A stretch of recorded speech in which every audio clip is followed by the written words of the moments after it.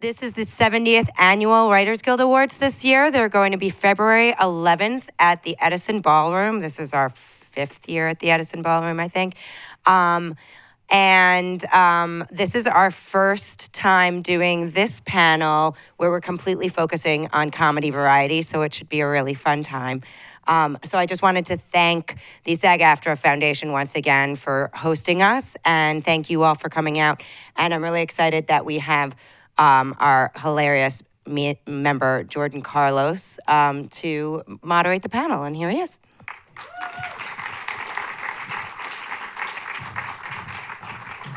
Thank you very much. Thanks to Dana. Guys, hello. I'm Jordan Carlos. I will be moderating this panel tonight. Thank you for coming out. I don't want to, no further ado. I want you guys to meet this very funny panel of writers. Please, let's welcome our nominees. If they will come out, we've got Zhubin from The Daily Show with Trevor Noah, head writer. Ashley Nicole Black, a writer-performer from Full Frontal with Samantha B.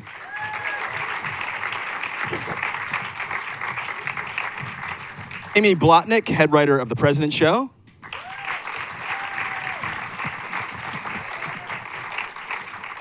Subhah Agarwal from The Jefferies Show. And Seth Reiss from Late Night with Seth Meyers. Welcome, guys. Thank you for having us. Yeah, of course. Get situated, get comfortable on these chairs. Cross your legs, don't cross your legs, whatever they do on these chairs, these directors' chairs. Guys, thanks for joining us. Because every position, no matter what leg position, it looks like a very painful version of that leg position. Like, right? What you're doing looks very painful. What I'm doing feels very painful. I'm exercising my core right now. This is great core training. This is excellent core training. Now, thank you guys for joining us. This is so awesome to have you guys tonight. I guess my first question out of the gate is, I mean, you've been nominated for a WGA award, a Writers Award, but were any of you nominated for a fake news award at all? How do you feel about that? We lobbied so much. We lobbied for one, and yeah, that was such a disappointment. I genuinely thought that the president was going to go all out with it, that he was going to I thought he was going to treat this like an Apprentice kind of live show, where he was going to be in a tuxedo, and he was going to have like a lot of fun with it.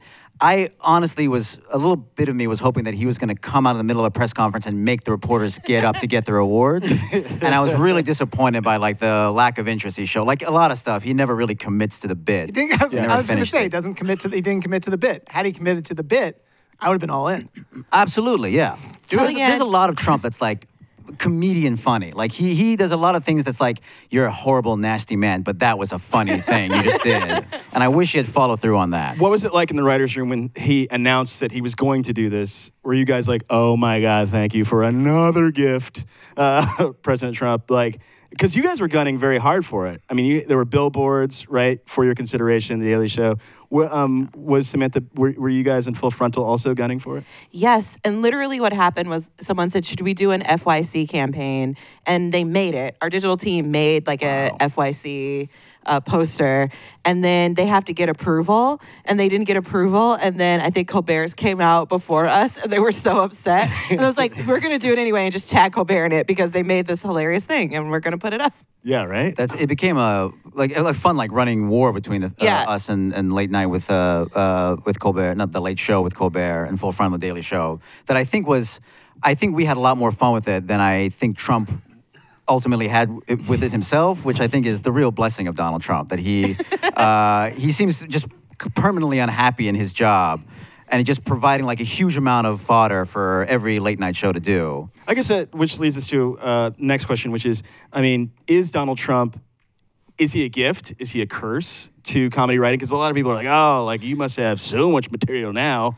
Or what do you, please go down the line and tell me what you think. Well, this may be interesting or not interesting. So at our show, thank God we have an hour to fill, because on our show, I don't do any of the Trump stuff.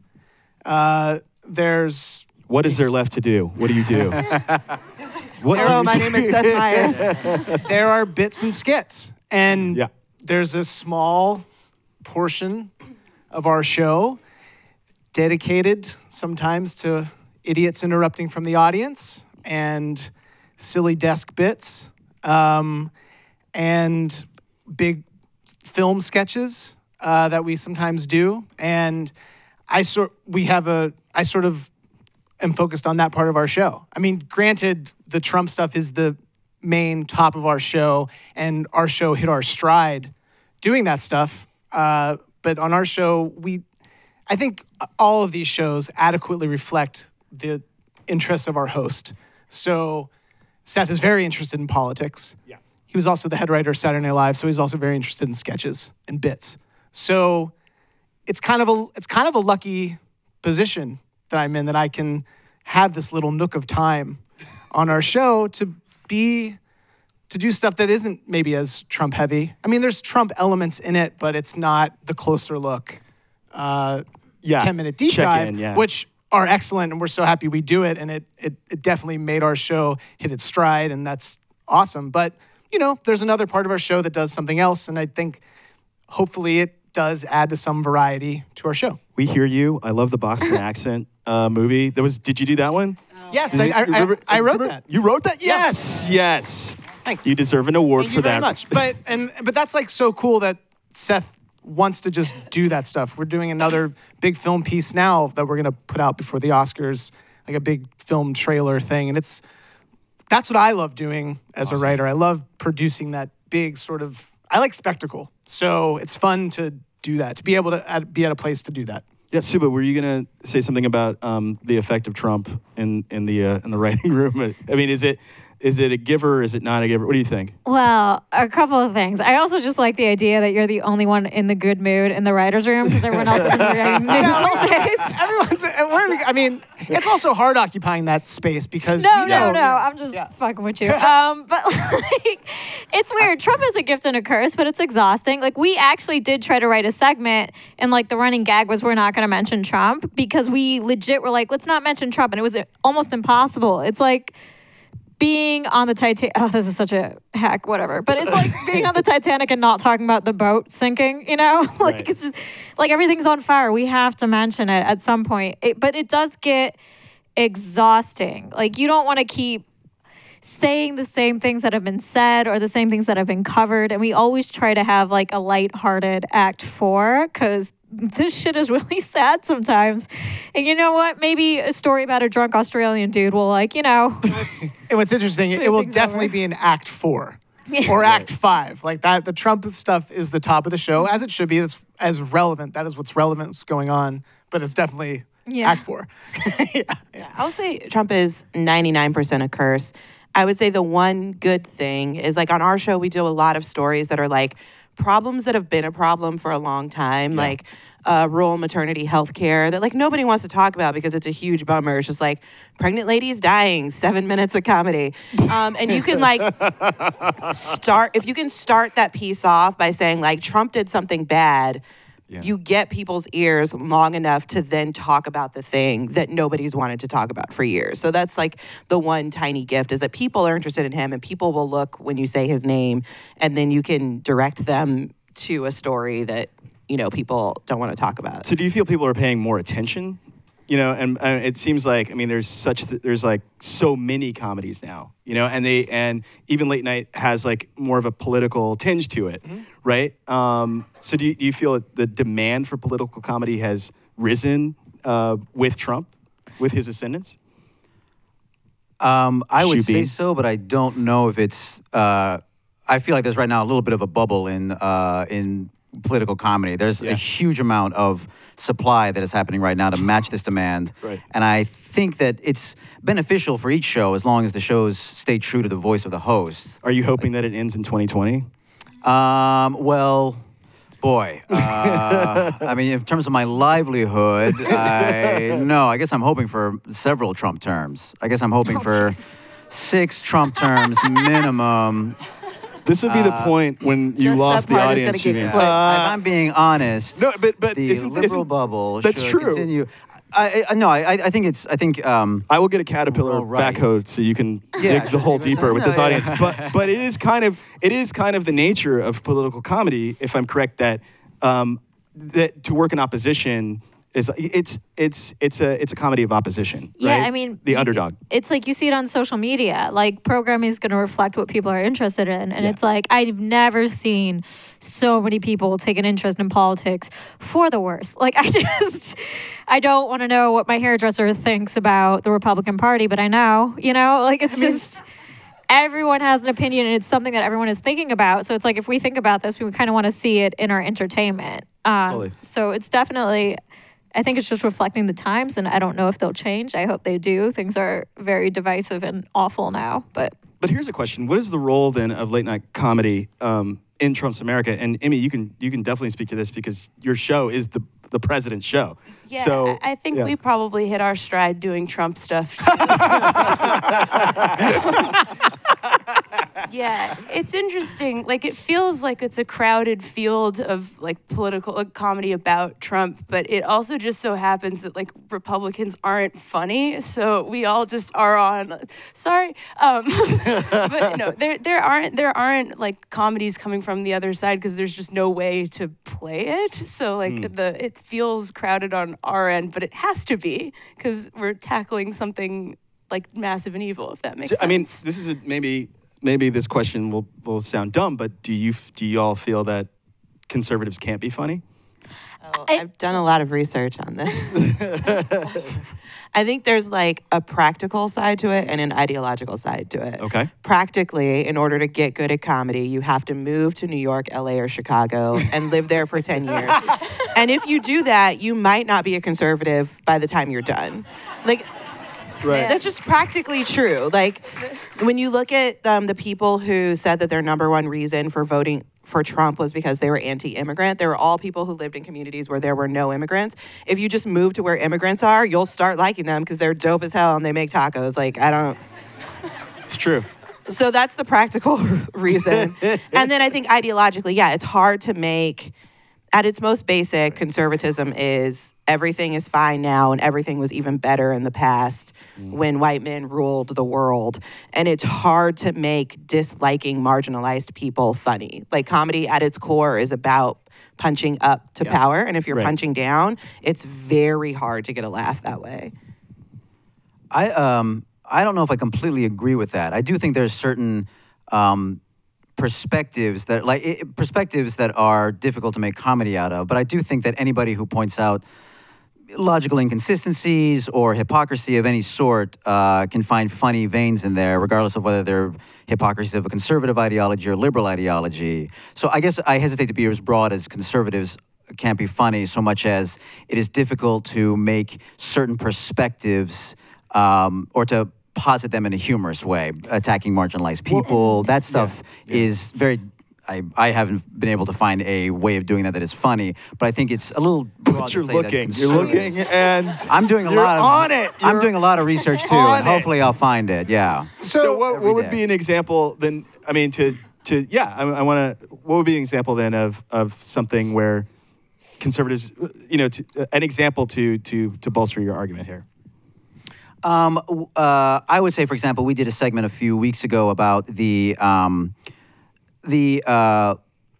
liberal, the hypocrisy on defenders of Elizabeth Warren to act criminally offended whenever she is made fun of for having referred to herself as Native American, when the fact is she never really apologized for doing that. That is a pointing out of a hypocrisy from liberals that I think is warranted because it is a hypocrisy. And I don't think it's something that you don't have to be conservatively ideological to make, but you might not be willing to make it if you are coming at your comedy from a liberal ideology. Gotcha. You might be willing to forgive certain hypocrisies from liberals that you're not willing to concede to conservatives. And I think that is something that both liberals and conservatives are susceptible to. Yeah, they're guilty of it. Well said. But people, the only difference is people. One conservative. The only difference is people really like Elizabeth Warren. All right, so Here's a cue for you guys. Like, let's talk about like what your work day is like. You know, the weekly versus the daily, daily shows, and what that black box is like. What is it like when you first come in? When you're breaking stories, when you're making stories? Like, please jump in. I want to know. Doesn't everybody else? I'm curious. I think with weekly shows, it's from what I'd imagine it's a lot more laid back than having to pump out a script every single day. You get to sit with it and think of jokes and like work on it a bit longer. The danger with that is every now and then breaking news does happen. And then it's like, okay, cool, your weekend is gone. Like, goodbye. Like, that script you wrote, it's burnt. But I think overall, I think it's a lot more chill than having to write a script every single day. Yeah. At our show, I guess there are sort of 3 teams of writers. There's the monologue team of writers. There is sort of the closer look team, which all of our closer looks, the first draft and subsequent drafts after going through meetings with notes are written by a guy named Sal Gentile, he writes them all. And then they are finessed during meetings, but he's working his ass off. And so then throughout our day, sort of, we get in at 9:30. Like on a Monday, we get in at 9:30 and we'll have a topical pitch. But then at 11... Topical jokes. Like topical, like maybe this bit. This photo came out. What are jokes that we can do about this photo in the monologue? Or this thing happened. What if one of us came out and was a representative from Tide? Or something like that. And then at 11, we have our sketch meeting with Seth. And in that meeting, we sort of go through anything that isn't the closer look, the thing that will be on the show that night, the next night, and all sort of long lead time production stuff. Because everything will go through Seth and he'll give its check mark. And then after that, there's a production meeting. And then if you write on our show, you also produce. I think that's kind of like the 30 Rock way. If you write it, you produce it. We don't hand it off to a producer. So the writer is then in charge of the graphics, the camera blocking, and everything up until we rehearse for a monologue audience at 4:15. It sounds like a lot of work. But it is a lot of work when you have something in the show. When you don't have something in the show, it sucks. But it's cool because you do get a sense of ownership of your thing, which is rare, I think, in we don't shows. have that at all. What's yours like, Sue? Well, it's like normally I'd say probably like Tuesday we film, so that's kind of like the start. It's like we're starting over. And then like Tuesday afternoon, it's normally pretty chill because we're all pretty burnt out. Like we'll talk about field pieces and we'll like vaguely talk about ideas. And then Wednesday is when we really are like, okay, these are the 2 ideas for the 2 segments that we want to hammer down for next week. And the writer's room gets split in half, and then we each go off and write, like half will write in one segment, half will write a script on another segment based on research. And then we turn that in by Thursday or Wednesday night, and then the head writer just goes through all the scripts and puts together one script from like everyone's pieces, like he takes, and then... Like a Frankenstein script. Yes, exactly. Or Frankenstein. Go ahead. And then on Friday, we like do punch up on the different segments and decide if everything's working okay. Like act 4 is somewhere in there, we might break off a writer or 2. Are you nervous ever? Are you like, is my bit going to make it in? Please, God. You know, like into this Frankenstein monster? I've been pretty fortunate. There was like... Humble brag. Oh, shut up. First, giving honor to God. I'm just saying, like, like, luckily there hasn't been a show. There was almost one. This was happening, speaking of breaking news, there was one where I had like 2 jokes make it in, and I felt awful about myself, and the news broke, and they threw it out, and I was like, yes. I got another crack. Oh, that's funny. What about you, Emmy? With the President show, like it's one thing that is different about it from other shows that I know of, at least. Like we spend some time developing a theme for the whole episode. Yeah. And it's based on, different news stories that we think are like on the horizon or things that are starting to break, and try to figure out like different ways to apply the theme throughout the show. And yields like all these very interesting results to look at like what are 3 different versions of the word like victory, or 3 different versions of what could this mean? How do you filter it a few different ways through the news? And so that is one thing. And then yeah, we have a very collaborative process. Like it's, we work, writers and producers work all together. Research is very involved. Like it's a lot of like sitting together, which is great because everybody there is great. And it's And shouts to Anthony. Anthony's just a really fun, very warm person who kind of I mean, it all stems from him, but it's also like it kind of comes from the improv mentality, I think, where it's, it isn't just like one person being like, screw you guys, it's my bit. Like it feels like everybody sort of has a hand in it in one way or another. And yeah. Awesome. And Ashley? Jefferies head writer, Jason, came off of our show. So our process is very similar because that was where he learned to do it. So we do, our act 2s are usually less topical, more in depth. So we start writing those Thursday and Friday, and we write act 1 Monday, Tuesday, because that'll be sort of the news of the week kind of thing. And we also do the Frankenstein. Anywhere between 2 and 7 writers are assigned the same script. Everybody writes it, and then either the head writer or supervising writer does a Frankenstein script. My week is very different because I'm also on the show. So like today I wrote an act of the show in the makeup chair. Oh, wow. It's a lot of like trains, planes, and automobile writing. So you're, like we say back home in Texas, you're riding 2 horses and 1 ass, is what you're saying. Oh, yeah. Yeah. That's a good way to describe it because at the end of the day, my butt hurts. Quote that. All right. So, that's so dope. And Zhubin, I mean, The Daily Show, like, what is that process like?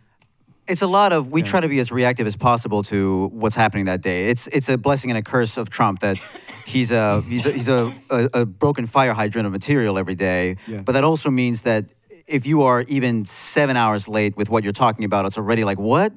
That was like this morning, man. Like, get over, like, who cares about that anymore? So a lot of our time, we will have we used to have an afternoon meeting to get ahead of the next day's story before the campaign started. Right. And that is no longer the case at all. There's no point in thinking about the day before that midday. What we'll try to do is have a morning meeting to try and think about what the news might be, assuming stories don't break during the day. Wow. And then as the day goes on, whenever Trump does something or news breaks, we'll start having like frantic rewrites. Trump is breaking your show. It's we all age like a month every day in the Trump administration. It's most of our day is just in the hallway trying to rewrite what's going on the fly, which is also how I imagine the Trump White House works as they go on reacting to him. And then by the afternoon, we'll have a sense of like, well, okay, I think this is going to be what the show is. We'll do rewrite around like 5. And at that point, whatever late breaking news has happened, if Trump has fired Comey, for example, or stuff like that, we'll try and incorporate that back into the show. Totally, yeah. So really, it's just like as the day goes on, we basically have like a bunch of thoughts and jokes, and they just get kicked out of the hopper as like new material comes in to replace it. Wow. So it's kind of unending chaos from 9 a.m. until like 6:30 p.m. When we tape the show, and whatever happens, and we get to do it the next day. It's like his chaos hours are from like 6 a.m. to 9 a.m. That's when he really like seeds the day. Like, okay, today looks like it's going to be about the Comey investigation because that's what he's talking about. But then midday, he'll do an Indian accent while he's talking about meeting the Indian Prime Minister, and it's like, okay, now this is kind of going to be the show today. And wait, did he do that? Yeah. Subhah, you didn't know about that? How did I miss that? You can't. You never really make a joke about Trump. You just you're just either a day off about what he just did or is going to do. You know, that's a deep cut. It happened like yesterday. It's a deep cut, and it happened yesterday. Well, maybe you could just sneak what the producers are doing at Fox and Friends. You know, like if you got what they're going to do. Man, if we had the rundown sheet, that would be so helpful. Oh man, give us a heads up on what you guys are going to do. You need a mole in there to figure out what it is. Yeah. So let me ask this. Okay, so Ashley, Subhah, and Emmy, you all do weekly shows. What are the kind of like? Are you ever like, you know, like because if it's a daily show as opposed to a daily show, these two have had more bites at the apple. Their shows have had more bites at the apple, but yours can kind of like savor maybe a bigger picture? You know, I mean, what can you kind of like talk about those pitfalls? That's kind of the answer. I feel like it's the benefit of the weekly show, I guess, is you have time to have a more like nuanced take on it because you have more time to like sit with what's happening so that the show, like maybe earlier you'll recall when I was like, Republicans aren't funny. Like, see, that doesn't make it into the show because we have time to talk about it as a group and like figure out an angle that hasn't been occupied yet or like a different version. It's also, with the President show, we're talking in first person as Trump, so the angle is inherently different because it's filtered through how he sees what's happening, and you know that sometimes takes a minute to land on. It would be hard to do every single day. Yeah. You guys do hard work. Yeah, I think it's a good thing. I think one of the benefits of having a we call them a strip show, which is like every day. As opposed to a weekly show, is that also we can come at Trump from different angles than just opposing him or angry at him for what he's done. Because we deal with him so much, I think we have a bit more room to spend a day where we're having fun with him or taking his side on an issue, which is a luxury I think the weekly shows probably don't have as much because he does so much over the course of the week. You can't really go for the small, innocuous thing he did when there's like the much bigger policy that he placed or, a comment about a shithole that he made that like you have to talk about instead, which I think provides, at least for me, a little bit more variety in the week, because I can at least say like, well, Trump did this, that was funny. Trump was kind of right on this subject. Mm-hmm. I don't think I would have that luxury if I had to process a week of Trump material in one day. Yeah, I think when our show first started, everyone had come off The Daily Show. And so there was a fear that, like, because our show is weekly, other people are going to get all the jokes and we're going to have to, like, find the joke that none of the other hosts cover. But all the Daily hosts are male. So that's, like, literally not a problem. Like, we're like, oh, no, what if someone talks about Aziz before we do? That's not going to happen. So it's really, like, not a worry for us. It's actually really nice. And then when you are dealing with, especially our Act 2s are big, heavy issues sometimes, it takes time to, like, figure out jokes about child marriage. You know what I mean? So you just like literally could never do that on a Daily Show. And you guys get to put in like very good, fun field, I shouldn't say fun, but like, I know fun like field elements and you get to have production in them that makes it really pop. Yeah, we've done musicals. You can't do that on a daily basis. Right. Yeah. Here's a question. You all are all nominated, but was there a moment during the course of the past year where you were like, wow, our writing team is really humming, and like that was an awesome show, and it's no surprise that we would get nominated for an award like this? Because on this episode, was there like a moment where you're like, man, we really earned our dollar on this specific episode or something? Well, Jefferies is new, so I don't think any of us expected, like, right off the bat to get a nomination. And, like, me personally, I don't have high self-esteem. So it wasn't like, oh, yeah, we fucking killed this shit. But, like, I've known her for a long time, and she's speaking the truth. But she's like, funny as hell. But, thank you. But it's like Jefferies is hilarious. And then everyone I've worked with on the team is like an incredible writer. So I don't know if there was a moment where I was like, oh, we're fucking getting nominated. But I got to work every day with people who were some of the funniest, most talented people I've met. And it was like a pleasure. So when we did get nominated, it didn't feel like, what do they do? Yeah.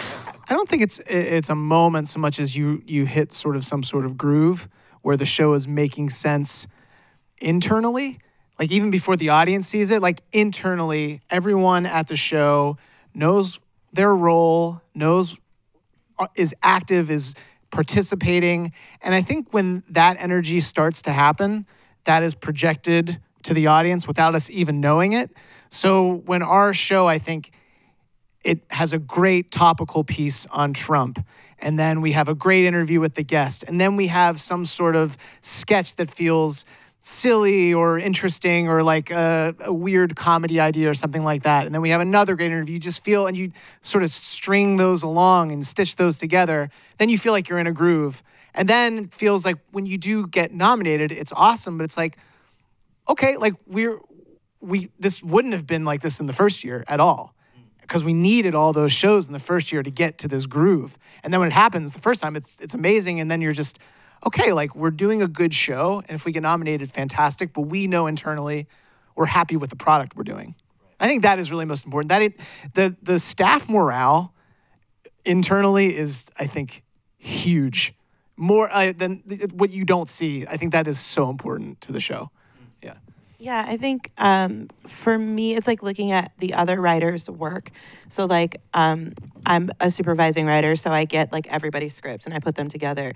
And you know, you have You're a days. supervising writer and a performer on the show. I'm also a godmother. Oh my gosh. That's why I have to write in the makeup chair. So there are weeks where, you know, it's hard, but then there are weeks where like I'll get 5 7-minute long scripts and I could put any one of them on television. It would be amazing, but I get to pick the best piece from each, and it's like so hard. And sometimes you're like sheepishly handing Sam a 12-minute script. Like, it's all so good, I don't know what to cut. And you're like, yeah, these people are amazing. Here's a question though. We've got Sam B. Sam B is from Canada. Trevor Noah is from South Africa, and Jim Jefferies is from Australia. What does it say? Seth's from New Hampshire. Seth's from New Hampshire. I was just always curious. Many of our late night comics are from outside the United States. Are they the ones taking all the jobs? And what is that? What is the gift that they bring with this Funny outside accents. perspective? Funny accents. I love it.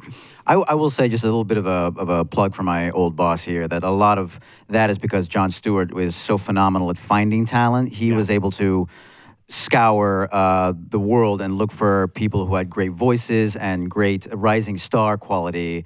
And there's a lot of the firmament of late night comedy right now is a huge chunk of it is because of Jon Stewart. And I think that his talent for finding these young comedians we all owe a lot to him for that. Mm-hmm. But I do think that comedians from other countries definitely bring a perspective that is that, in addition to being, pointing out things that people who have not lived in other countries might not see, also bring along that sense of looking at things from the outside in that I think is really important to be a comedian. They can find those adjacent perspectives that are where you find a lot of comedy. Trevor does a good job of that because he knows from, yes. Oh, yes. Clap for Trevor Noah. Two people feel that way. Not the whole audience. Now they're feeling, that's a little, you're a little late. Contagious.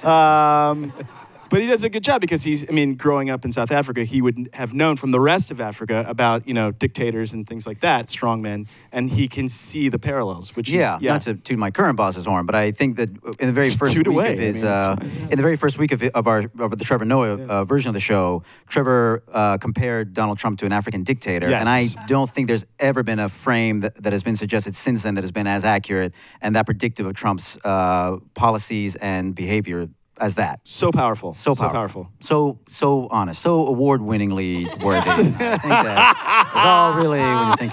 Well, Nomination worthy. Yeah. I would say maybe a comparably interesting would be the president show's angle of Trump as a school child. I think that also sort of that made him make sense to me in a way, watching him. There's one segment where Anthony, as Trump, throws this incredible tantrum in basically a preschool. These are very young kids, and he sort of finds that he's at home there, and then has to be literally dragged out, kicking and screaming by Mike Pence.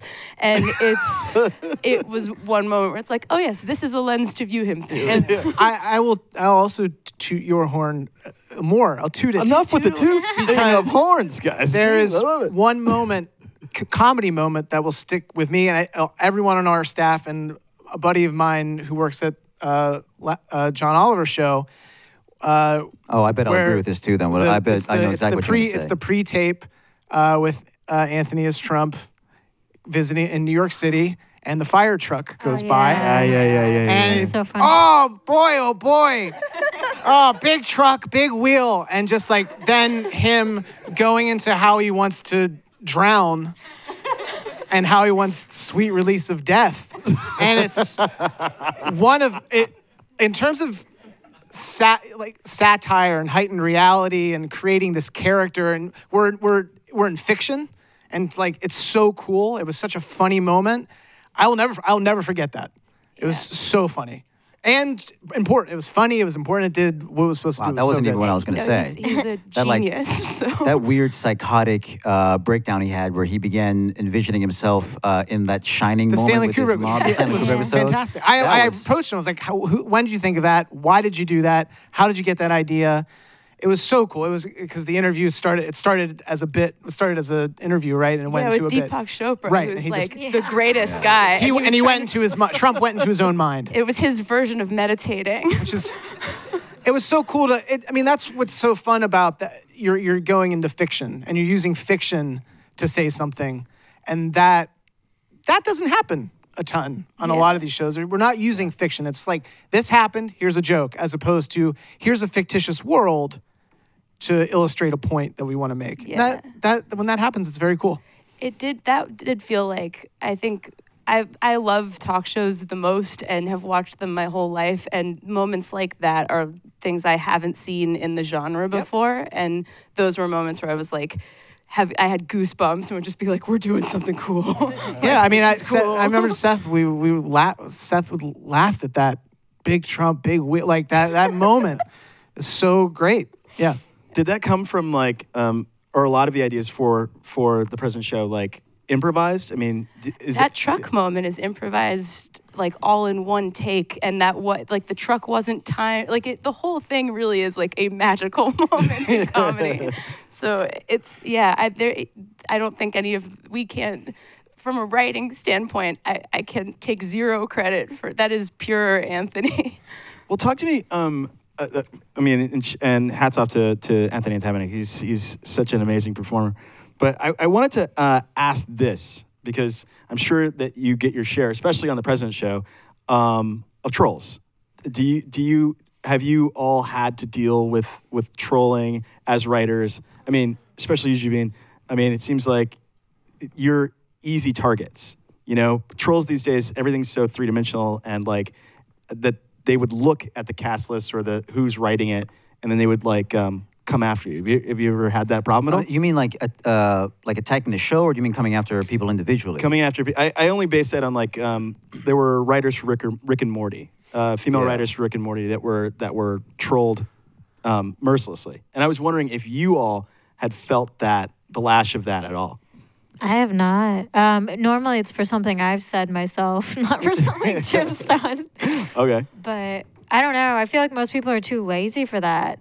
You know? Like they just look at the face of something, and if you're dumb enough to troll, you're like, I don't like your show. Like it's just, Jim gets a lot of it. Like I tried to, this is embarrassing. I shouldn't say this in a microphone. I tried to join his fan page because like I wanted to see the hate comments because they were so dumb.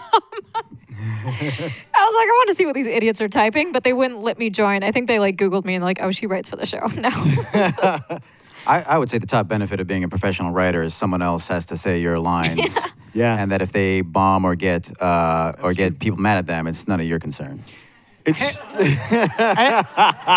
It is like it is. I like that. I really try not to look at YouTube comments, but I definitely do. And whenever there's a bit that eats it, and like Seth, like, what are you doing, Seth? This stinks, Seth. It's like this is Seth Meyers, and I'm like, oh man, that was my idea. And he just fucking sat there and he took it and he smiled and he said, we'll be right back with more late night.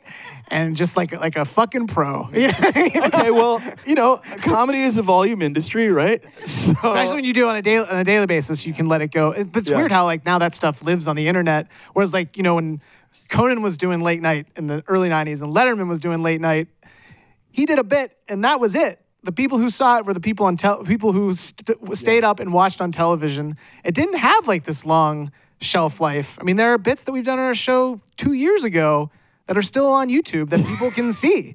That is weird. I mean, that is not the way these shows kind of were designed to be like, we put it out there, it's it, it's done, we move on to the next show. All those shows are now online forever, you know? Well, I mean, that is the risk of writing comedy, right? It's like you basically understand the metrics of what's going to make people laugh, and then you just you're like, you know, and then hopefully the audience will respond the way you want them to. Has there been has there been a moment where you guys are just like, I'm dying 1,000 deaths right now because that was my idea. I like, campaigned for it and it did not work. Or we can just talk about what did. It's funny, actually. Everything I've ever done has worked. I would say not things not working, but the thing that always kills me is like occasionally I'll accidentally find out how much something cost. And that kills me. It's like, Really? I had like a funny idea Monday morning, and then by Wednesday night, $40,000 has been spent. And it eats away at my soul. That was so when you're doing like sketch comedy at UCB and you're doing sketch comedy in college and you're just kind of pulling your money together to buy props and then like you think like this is what comedy looks like and then you get either your first television show and then you realize there's all these departments and there's all this production and there's art and there's costumes and all of it costs money and when you start to see, oh my God, we did this one thing. It was called Hoover Dam the Musical. We wrote it for Alan Cumming. He was playing the designer of the dam, and he had to sing a song. He wanted to show his song, his song called "Damned If You Do, Damned If You Don't." And in the song, he is worried that his dam design will be compared to whatever Beavers would design, because Beavers are the natural dam builders. And it's a song, and he's tortured. And we made these beaver costumes, and we had this big backdrop. 15,000 views. 15,000 views on YouTube. You know what? But like for whatever, I'm sure whatever that costs, I know I was thinking, oh, this is going to be like a really weird, silly, viral hit, and it's going to justify. We had these beaver costumes sitting around for a year and a half because the bit was written a year and a half ago, and Alan Cumming, we finally got someone to decide to do it. But all that stuff, you're right, like you look at I don't see the numbers, but I'll sometimes get a look like, that costs a lot of money. Can I say... I'm so sorry, but but then I feel like, you know what? Well, it's my fucking playpen. I'm finally on a television show, and now let's do it. Let's roll. I wrote a bit where Sam was a giant tick, and she was drinking a cup marked people blood, and that was literally just like an idea I had. Sam's drinking people blood, and then I walk into a room, and there are women sitting there sewing with their hands, and I'm like, I did this. Yeah, and you think, oh, they're just gonna go down to like Halloween City or whatever and buy some. No, it's gonna look great on TV. Yep. All that stuff that you used to buy for props doesn't look good on TV, and this is real. This is why when you. I would prefer if you didn't talk about Halloween City like that. People who work there. I know. Halloween. I don't know Halloween City. Is that a place? That is a beautiful place. I know Party City, actually, but I don't know Halloween City. Halloween City. You gotta check. You gotta check it out. Oh, okay, chill. I don't know. I don't think I've like had anything I do like make it to like that stage and bomb, but I've had shit bomb in the room, and that hurts because you have to look at those people every day. Bombing in the writer's room. You think bombing in the writer's room is worse than bombing on air? Well, yeah, because then they all co-sign that shit. I'm like, this was also your fault. Right. True. That went through every level. But when you do that, and it's like, that's the hardest part, because I'm used to being a stand-up, where it's like, if I fail, it's between me and the audience, and then maybe some of my asshole comedian friends, who I also watched fail. But it's like, it's a very individual thing. And then when I'm in their room, and it's like, especially like my first day there, it took like a week. I'm like, I have to pitch these jokes out loud, or I'm not going to get my ideas on the show. And that was just such a hurtful thing for me. It was hard, but you have to do it if you want your ideas, you know? For sure. You have to speak up. Every Thursday at our show, we have a table read of anything that anyone wants to write, pretty much. Any sketch, anything. We have a big old table read. And the rest of your Thursday, if something that I write goes well, I'm very happy the rest of the Thursday. And if something doesn't, I'm dour, and I've had to just tell myself, all right, we'll get to next week. Don't worry about it.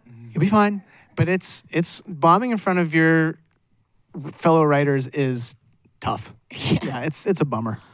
Yeah. Also, like, writers never let anything go. Like, I had written a joke. First of all, in my personal script, it didn't even make it to the real script, where the Senate offered Trump a bipartisan bill and he rejected it. And I wrote, that's like a unicorn showing up at your house with condoms and lube and you being like, no thanks, too majestic. And they had mocked up a picture of a really sexy unicorn holding like a lube on his hoof. And head writer called me into her office and was like, you understand that the premise of this joke, you are stating that anyone who had the opportunity would fuck a unicorn. And I was like, yeah, that's the underlying premise of the joke. It's just, why? And then I missed table read because I was shooting. They took it to table read and roasted me in absentia. But then that's fun. That can be fun then. Because then it's fun because then it's like you're friends and they're making fun of you, and that's like that is a joyful and everyone comes together. That's fun. Yeah. The fun. Well, no, now they know that about you. Now they know what blows your hair back. And you know I what stand I mean? by it. Yeah, totally. Oh my gosh. What is left on this page? All right. So okay. Oh, gross. The Me Too. Not that it's gross, but to bring the room down. Has the Me Too movement affected life in the writers' room? No, it's not yet. No, your writers' room is a wonderful expression, maximum expression of. Our writers' room is actually majority male. That's a misconception. What? We still have the highest percentage of women. Okay. Because it's real bad. Like, you can have 3 women and have the most women in late night. Like, I've only been to your offices once or twice, but I imagine in my head that it's just like this. Okay. Tampons hanging from the ceiling. No, I didn't say. Those were her words. Those were her words. Fucking all over. No, that's a little. Yeah. Okay. Sorry. It is lovely and very loving, and the gender balance is different than most comedy rooms, which is great. But it is still majority male, as all TV shows are. But I really reject the premise of that question, which is not you asking it. Everybody's asking it. Yeah. There was a sports show, and the guy on the sports show was like, a woman sued this sports show for a hostile work environment. And he was like, our show is like a comedy show. It has to be anything goes to work. And I was like, don't put that on us. Like, every comedy room I've ever worked in has been very respectful, has never crossed the line. Yes, we're going to joke about fucking a unicorn. You can't, like, do that in a bank. But that's not the same. You probably are not telling Would that make joke unicorns uncomfortable? at Chase You know what I'm Bank. saying? Like, But that's unicorn not harassment. Like, everybody people talking about sex or talking about race is not harassment. Right. It's discriminating people based on their race or gender, which doesn't happen in a lot. Like, that's not a necessary part of comedy. And when people ask that question, like, is Me Too going to make it harder to write comedy? The premise of that statement is that you have to be sexist to write comedy, which is just not the case. And it's like everyone was very respectful from the jump. I think the writer's room, like, I see a stark difference between like comedy and like a writer's room because that's a more professional environment. There's a corporate structure somewhere in there. So it's like everyone was very respectful and friendly from the jump. Like, I haven't seen a change at all because it's not like, our head writer was coming in and shirt unbuttoned talking about chicks he's banging. Like, that's not he's also married. Wonderful man. I don't know why I used him. Sorry. But World's cutest baby. But I know he's so nice. I guess where it comes from is comedy has had its. Comedy's been through the mill as far as Me Too is concerned. Yeah. Holy shit. I don't know if anyone knows a male comic in here, but if I have another asshole, walk up to me on the Me Too shit and be like, don't hug me. I don't want to Me Too. I'm like, ooh, I'm going to punch you in the throat. Like, it just devalues the whole movement. It means you don't think girls are like telling the truth and take that shit seriously. Like, it's like a common 4 or 5 times a night if I'm doing shows. Like, I'll have a guy be like, don't hug me. I don't want to Me Too. And I'm like, well, apparently you don't want attention from any female because you're obnoxious as fuck. Like, you don't want... It's so annoying. But I don't see that in the writer's room. Okay, great. I'm glad. Let's see. Zhubin, did you want to say anything? Or... No, I agree. Like, I agree with Ashley and Subhah. I don't think I reject that premise that of course that way. Everything is okay. I got a couple more left, and then we'll switch to questions from the audience. I wanted to ask you guys to get a little personal and tell us about your individual roads to your current jobs. Like, was it fraught? Was it easy? Was Johnny P. Hollywood like, you're a star, kid, come write for me? What was it like? Please, anyone jump in. I'll I'll go start. down the line, or No, I'm kidding. Yeah, go down the line. Whatever you feel like, whatever. I was an attorney before I switched to comedy. I practiced for a few years in New York corporate law, but at the same time, like you do. Well, it seemed like a natural segue to go from. I mostly, as I was a lawyer, I was also performing at the Upright Citizens Brigade Theater. Right. And so I'd just be at the office until like 10 p.m. I'd go do a show. I'd come back at like 1 a.m. I'd do a bit more work, and then I'd go home, which was unsustainable. And eventually and this is the way you get into comedy as a professional writer, is you make enough connections in the comedy writing world, you meet enough people, you do comedy with them, you become known as someone who's funny and a good person to be around, and eventually at some point people start recommending you for jobs. Right. And one of the, I met, one of my Herald teams had a writer at The Daily Show on it, Hallie Hagland, and she recommended me for a job at some point, which is how I got The Daily Show job. Oh, cool. So it was pretty. You rose to become the head writer. And from there I rose to become. That's the head amazing. Writer, yeah. So you did like almost like an Andy Dufresne, like Shawshank Redemption, dug your way out of that one job. I don't know why I had to crawl through that sewer through the mouth of shit, but I did. But I could have. I think I could have avoided that part of it in retrospect. You found Morgan Freeman on a beach, and that's great. All right. I'm so glad you went first. I was a PhD candidate. What? Really? I dropped out of my PhD program to do comedy. What were you studying? Performance studies. So I was studying, for my master's thesis, I studied contemporary minstrelsy, so how like the tropes and forms from blackface minstrelsy moved into. You don't have to tell me about it. Tell them. Yeah. You know? Like, yeah. If anyone wants to talk about it, all comedy is racist, and that's there's a 30-page paper somewhere that I wrote that says that. But yeah, so I was in grad school, and that is not a fun or enjoyable thing to do at all. And so my parents, like for Christmas, bought me a class at Second City just so I could like have something fun to do on the weekends. And I started performing at Second City and started writing there, and then eventually dropped out of my PhD to focus on comedies. Their gift really backfired. So you were in Chicago? Yeah. Oh, wow. I was at Northwestern. Wow, what? Yeah, I know. It's upsetting. I dropped out of a PhD at Northwestern to tell jokes. I think what you did is great, and I mean the world is better off for it. It's what a move. That's amazing. It's a really crazy thing to do. Like when you eventually get on TV and like win an Emmy, it sounds like a great story, but there's a good like 7-year chunk in there of like not having money and being like, I could have been a contender. So I had just moved to LA to like focus on writing, because the Second City thing is you write and perform, and it's all encompassing. And so I wasn't really growing as a writer because I was performing every day. So I moved to LA to just like sit and focus on writing. A friend of mine was invited to submit to Samantha Bee, and he was like, this looks like something that you would like to do. He wasn't interested in it. So he passed the packet on to me. I sent my packet in and got the job. Amaze. Man,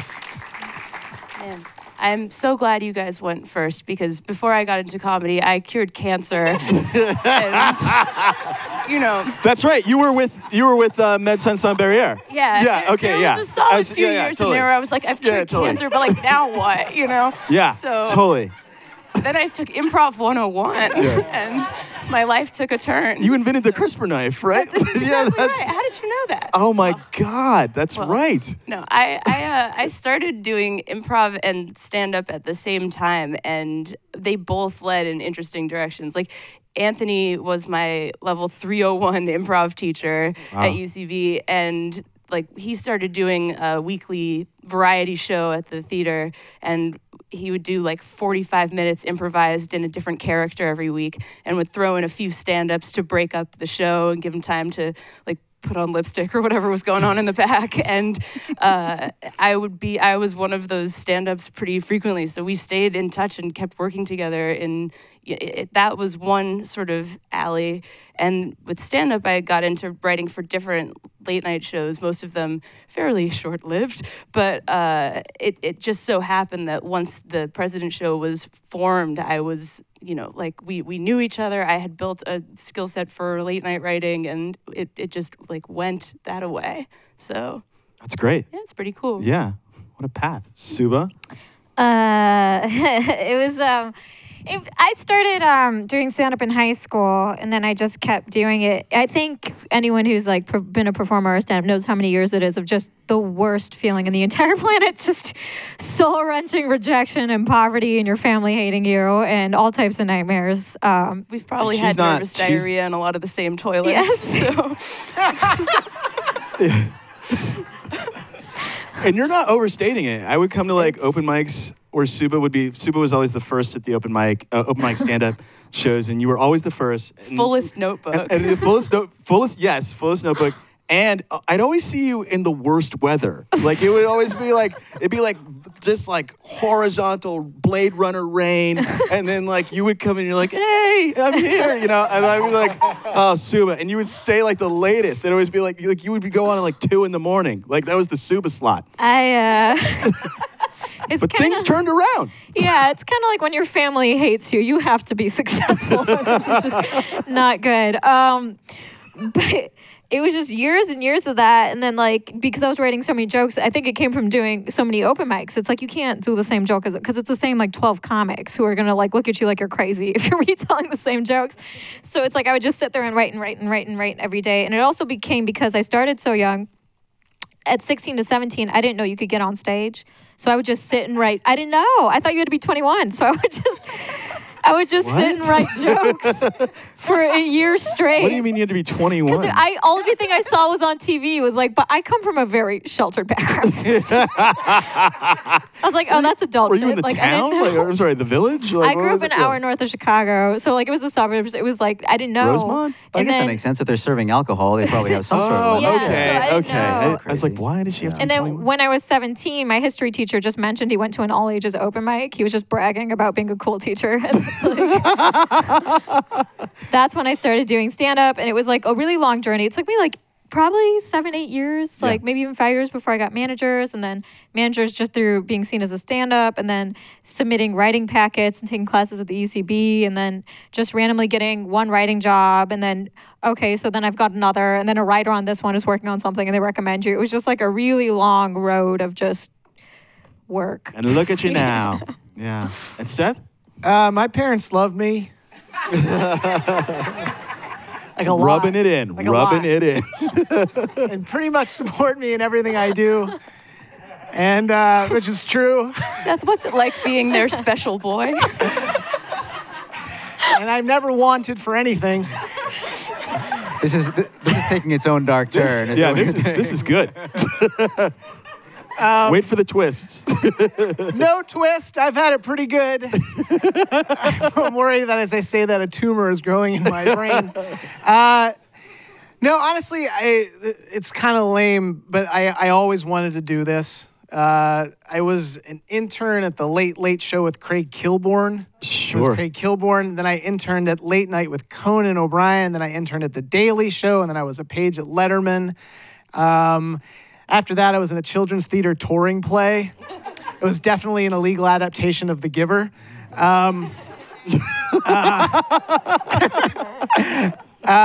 then, but as that was happening, a buddy of mine named Mike DeCenzo, he got an internship at The Onion, and then he became a copy editor there and became a staff writer there. And when he became a staff writer, one of the guys who started The Onion, who had been with The Onion since it was in Madison, Wisconsin, said, I want to start a sports section. And my buddy Mike was like, that's great. I know somebody can help.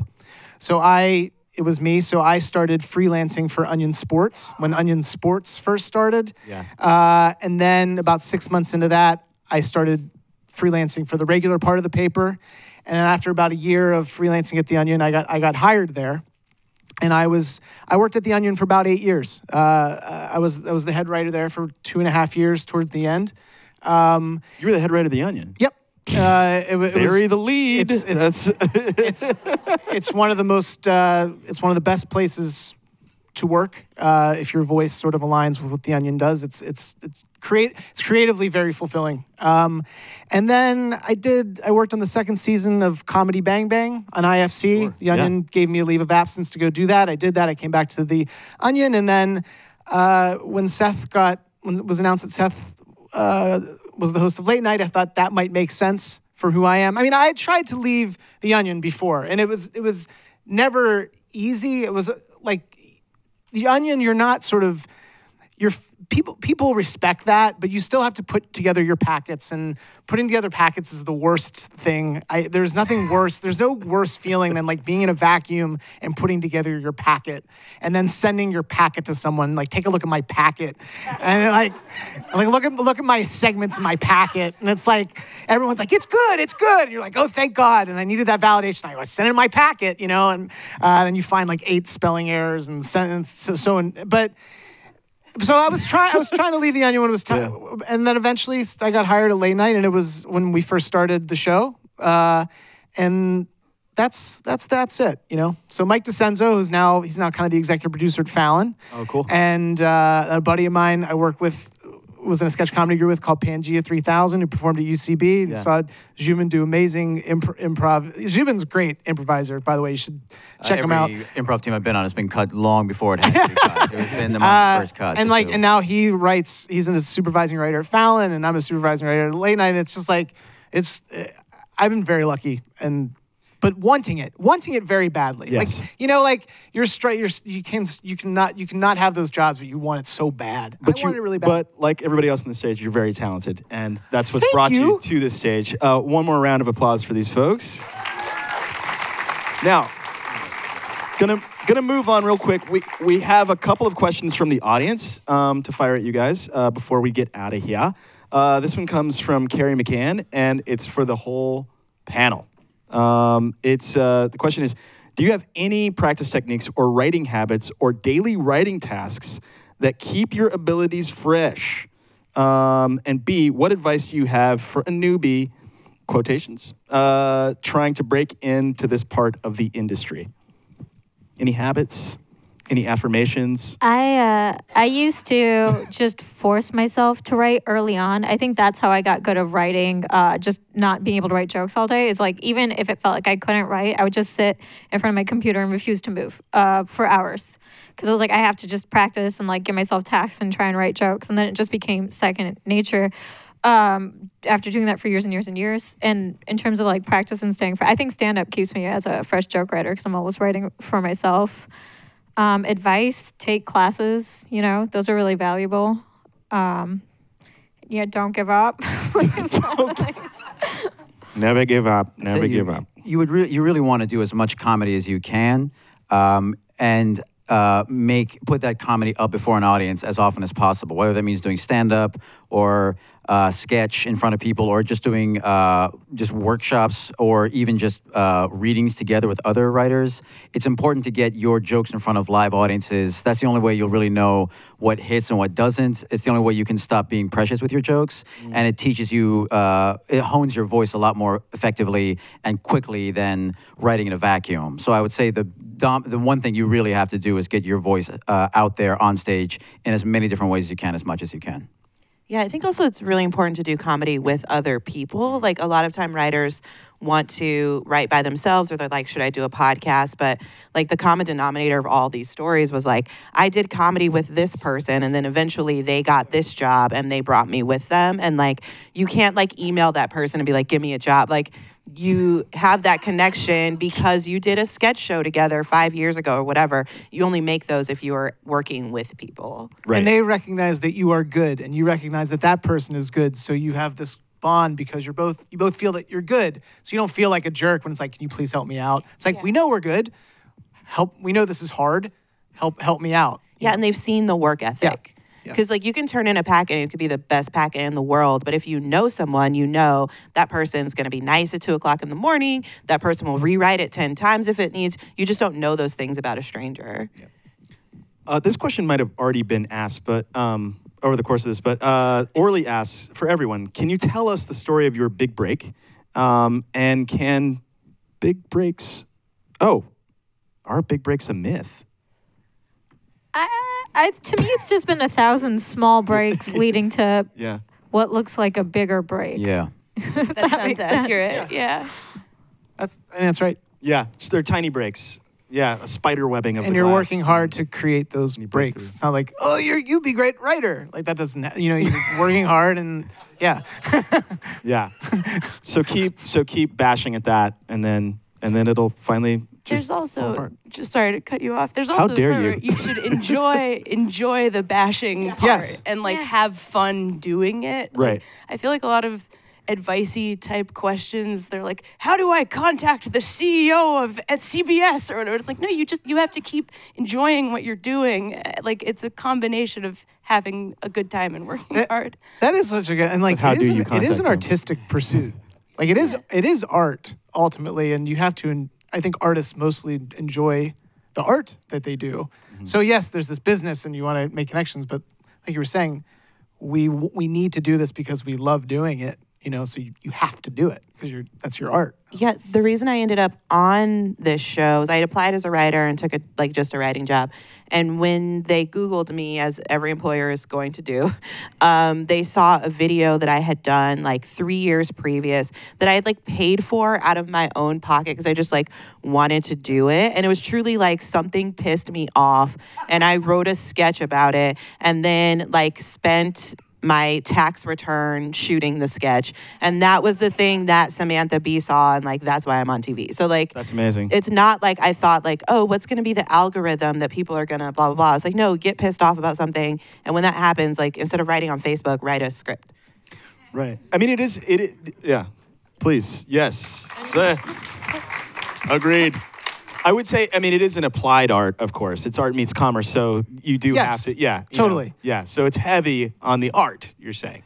More than the Yeah, I commerce. mean, when you get to these jobs, there is an art meeting commerce. Like, Yeah. I mean, my idea for what a late night show would probably be canceled in 3 months. if I just had my druthers, I'm pretty sure no one would want to What buy. is this idea? No one would want to buy advertisements. It would appeal to maybe like 5,000 people tops. is this? And they would think I'm so cool.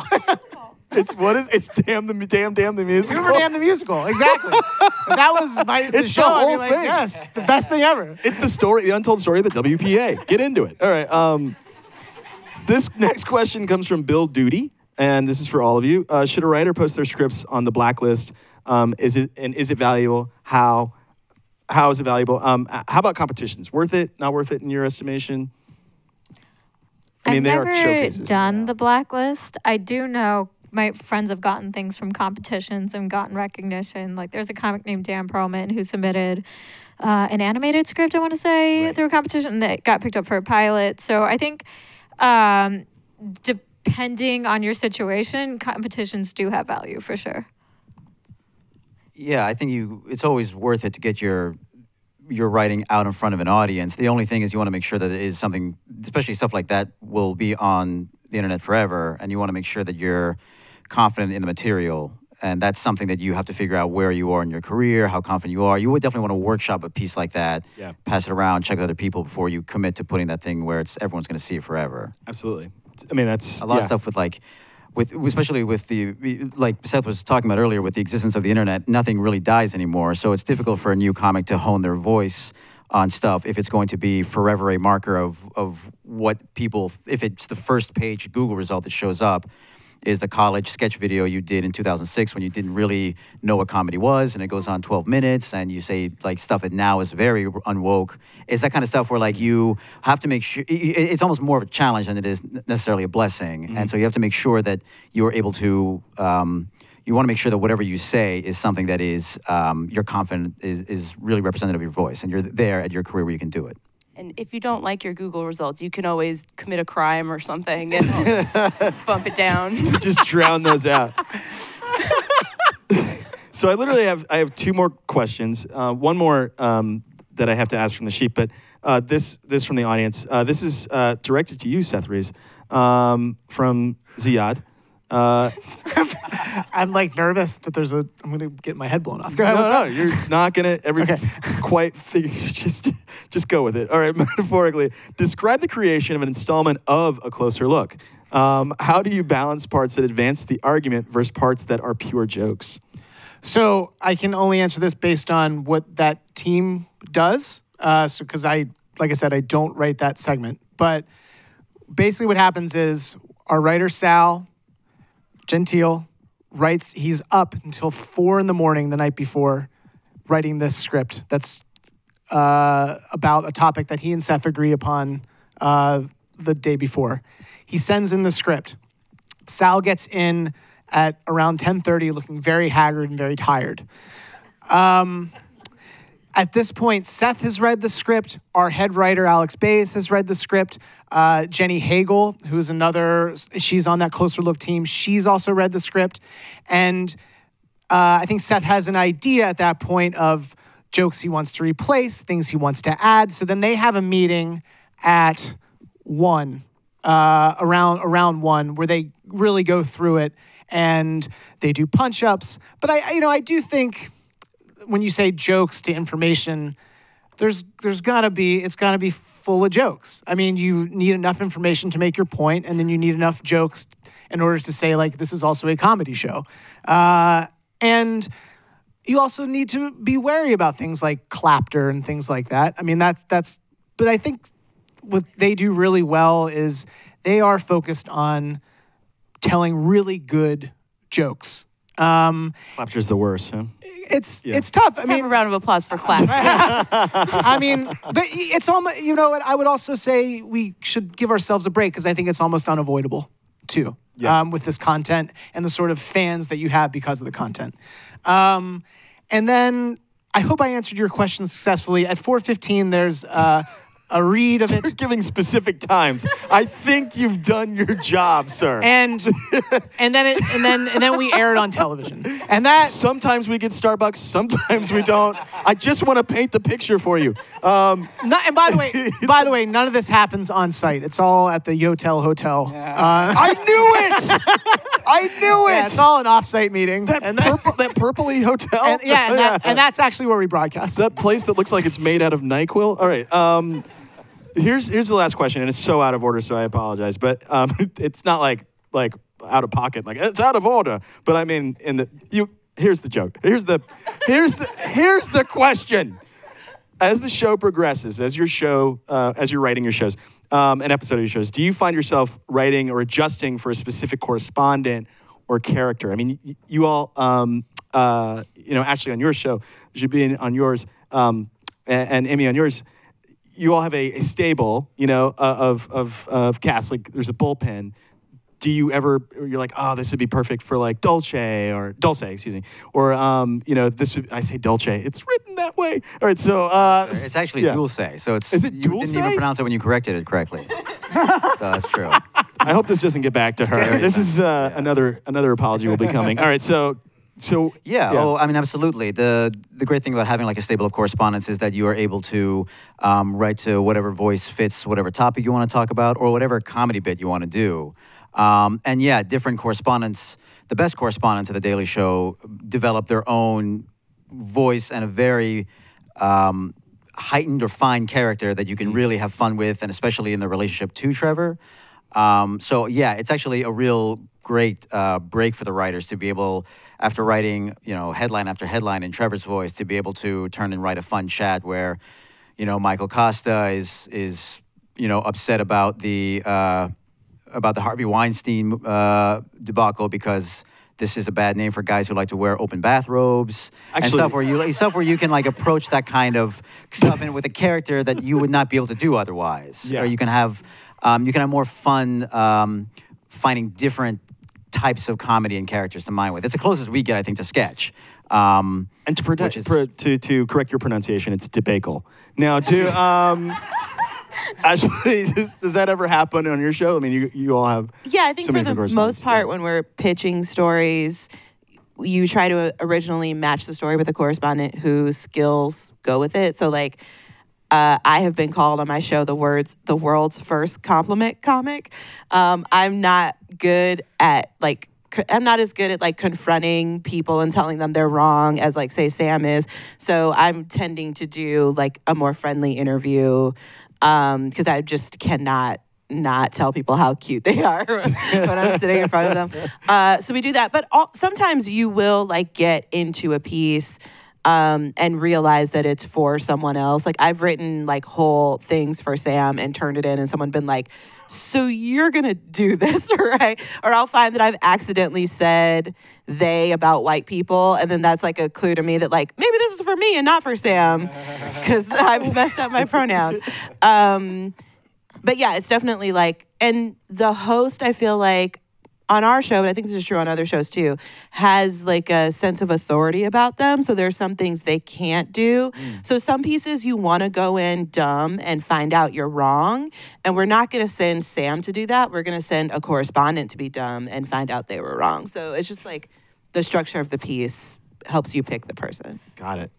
I think, yeah, with the President show, we have like a small stable of actors playing different people in Trump's cabinet, and it's very nice to, like, I think it's a fun way to go about it, rather than being like, if we had a host behind a desk being like, get a load of this guy, we get to just show you the guy you're getting a load of and like project a take through that actor instead. So like, rather than just like comment being like, isn't Steve Bannon like hammered all the time or whatever, he just makes a crash entrance every time he shows up on the show. He like collapses through a door or through the ceiling or whatever. He shows up with, I think they used like shredded coconut or something on his blazer to make it look like dead skin. I mean, they're so good at their jobs. So it's nice to be able to, yeah, you can just show instead of tell through those characters, which is really like a joy. You just ruined a topping at 16 handles forever. We actually have kind of the opposite process because we don't have a stable of actors or things to go through. So it's mostly like Jim's friends, which is like, but it's a weird situation because Jim knows these famous people. And so it's like we got to have Brad Pitt as our weatherman. And like we would not refer to him as Brad Pitt. We only called him Weatherman, and which is like the greatest thing. So it's like normally we'll like write a piece and like a character, and then be like, oh, this is really cool, and then we'll go to the network. Like, who can we get to play? Like, they have some casting agency that'll send them a list of like possible celebrities or whatever. It's like, who does Jim know? Who can we get to play this? So we don't have necessarily people in mind beforehand. Yeah. It's Jim's buds. it's great. And Seth. I just want to comment on, those are always the best conversations, is when like the network people or the PR people, like we had one where we were like, can we get Idris Elba to do this thing? And they were like, would you take Wade Brady? And you're like, I love Wade Brady so much. But then you're like explaining to a suit, no, the joke is that he's really sexy. And they're like, Anthony Anderson. You're like, you're not. Please stop saying the names of black guys to me. Like, you're trying to like distill the comedy down to help a casting person understand what's funny about it so that they get someone who can make that joke is like always just such a joyful process.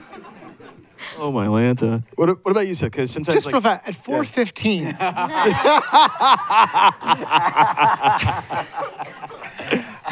No, we have a lot of our writing staff appears in bits, and Seth is really great at playing straight man to insanity around him. So we write stuff for our writers, and they have certain comedy moves that would make more sense as a character or not.